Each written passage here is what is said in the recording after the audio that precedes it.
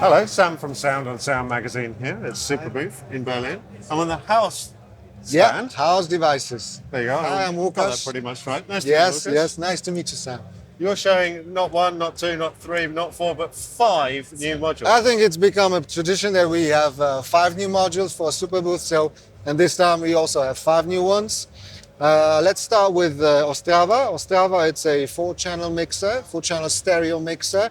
Each channel is full stereo. It features a stereo auxiliary send, so no mixing down of the signal before it gets sent to the effect. Uh, the auxiliary loop is can be either post fader like a regular one, or you can just press and hold the mute button and turn it to pre fader, so you can have a 100% wet signal even though it's a auxiliary loop. It features balance control, of course, send level, and the balance control via CV, and the volume control via CV. So you can actually use it as 4 stereo VCAs. It's got a 2 direct inputs, so you can use it to mix up to 5 stereo signals, and it's expandable. It's a system module for a Praga mixer, so you can have a larger chain, and because it's expandable, we've made an expander. The expander is called Bohumin. It's that module here. It adds a second auxiliary loop, also stereo, with manual control over the send level, as well as CV control over that, and manual control over the auxiliary loop return for loop A on the Strava and loop B on the Bohumin, and also for gate inputs for muting and unmuting the channels. These are clickless, of course, so you can use them in a performance as well. Uh, Next up is Deva. This is an expander for Timisoara, our multi-effects unit. Deva adds 2 external feedback loops, each with separate send and return jacks, which are normal, so you don't need to process the process signal, but you can, with manual control over the return level for the feedback loops, as well as CV control there. Positive or negative feedback, adjustable, switchable in each of the channels separately. 2 tilt filters one in each of the feedback loops, and the middle slider adjusts the DSP clock rate. So you can turn it off, so Timisoara performs as is, as if it were alone.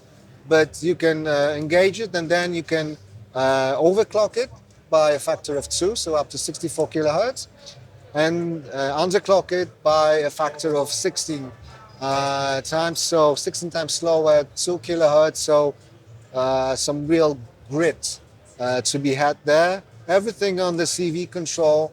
Deva is a favorite of mine. It really opens up the simplest of effects because everything sounds better when underclocked and feedback on itself. And the last 2 modules are new members of our Leibniz 8-bit subsystem, Dresno 2 and Rostock.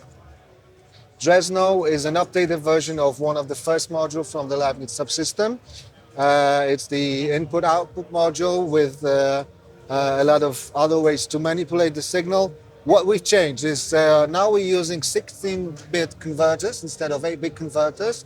So the signal is much more stable because we seem to keep adding new modules each year, and some of them do require very stable signal to function as we planned. So this one rectifies that.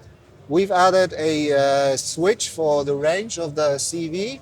In the lower position, it operates within the range of 10 volts peak to peak.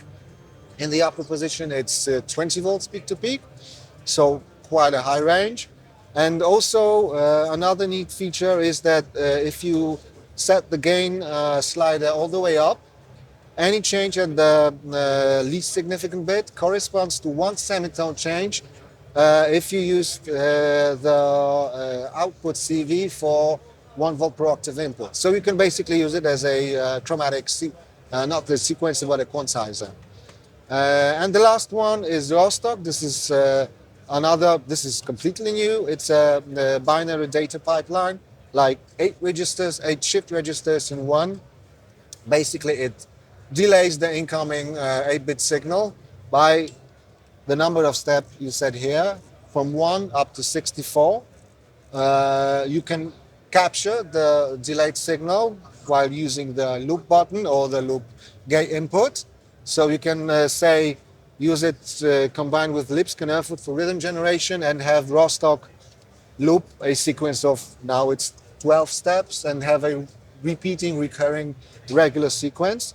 When you get bored with that sequence, you can push the scramble button, and Rostock performs an XOR operation on the incoming signal and the loop signal. So it allows some data in and some it does not.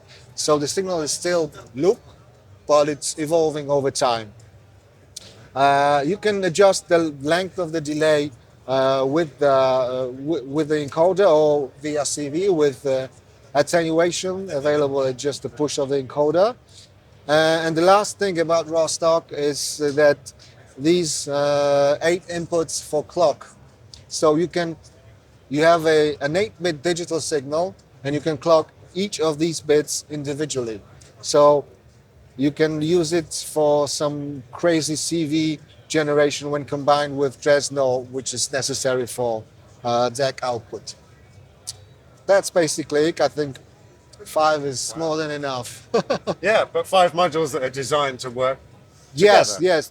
yes. Have I mentioned that Ostrava is chainable with Praga and all other modules from the mixer system? So you can have a large one here, like here, or a smaller one like that. You can. I said that you can use Ostrava with up to 5 stereo sources, but that's not true. Actually, you can use it with 7 stereo sources. Say you want to use a master effect and place it in the chain right after Ostrava. You've got 4 channels here, another stereo channel with the direct inputs, another stereo channel with the auxiliary loop return, and another one at Bohumin. And the last 2 have their own level control as well. So up to 7 stereo signals in just 30 HP. Amazing. Fantastic. Thank you so much. Thank you. Thanks. Cheers.